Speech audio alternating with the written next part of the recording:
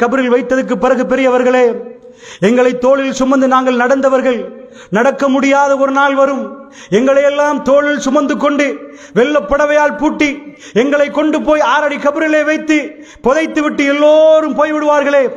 அல்லாஹ் ஜல்ல ஷானஹு வ தஆலா திருப்பி எழுப்பினதுக்கு பிறகு யா நப்சி யா நப்சி யா நப்சி என்று எல்லோரும் ஓடுகிற நேரம் கடுமையான பயங்கர வெயில் வருமே.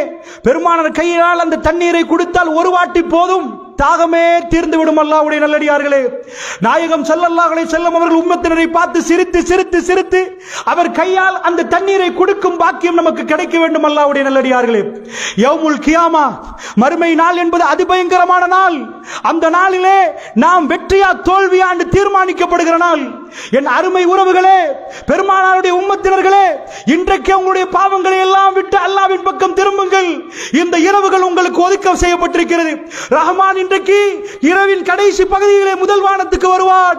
அழுது கேளுங்கள், ரஹ்மானே, நான் இந்த தப்பை பண்ணிவிட்டேன், நீ மன்னிக்க கூடிய இறைவா, எனக்கு மன்னித்து உன் பக்கத்திலே சொர்க்கத்தில் உன் பக்கத்தில் எனக்கு ஒரு வீட்டை தான் கேளுங்க. அல்லாஹ்வுடைய நல்லடியார்களே, அந்த தோழர்கள் தேம்பி தேம்பி அழுதார்கள், கண்ணீர் தாடிகளை நனைத்தது.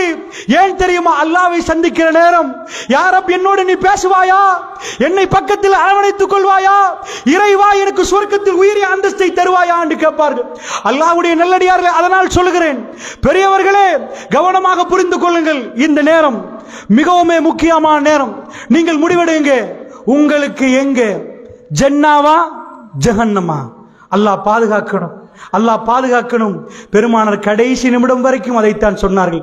மக்களே, தொழுகையை விடாதீங்கன்றாங்க, தொழுகையை பாழாக்காதீங்கன்றாங்க. திடீரென்று ரசூலுல்லாஹ் மிம்பர்ல உட்கார்ந்தாங்க. ஜலஸ ரசூலுல்லாஹி ஸல்லல்லாஹு அலைஹி வஸல்லம் அலல் மிம்பர்.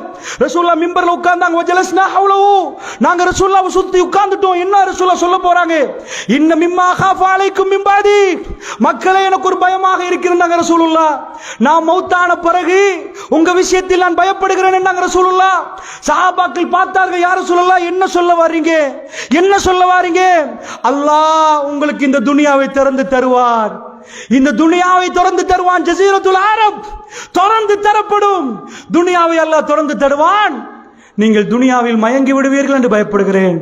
வத்தகுன் நிசா வத்தகு துனியா, துனியாவை பயந்து கொள்ளுங்கள், பெண்களை பயந்து கொள்ளுங்கள். ஆண்களே பெண்களை பயந்து கொள்ளுங்கள், அதில் பொட்ட பக்கம் பெண்களை ஆண்களை பயந்து கொள்ளுங்கள். துனியாவை பயந்து கொள்ளுங்க, துனியா உங்களை அழிச்சிடும்.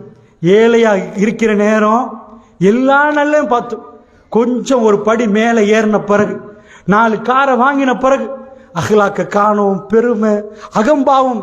அல்லாஹ் நம்மளை பாதுகாக்கணும், அல்லாஹ் நம்மளை பாதுகாக்கணும். V8ல போகலாம், ஃப்ளைட்டை வச்சு போகலாம், கடைசி தோல்ல தான் போகணும்.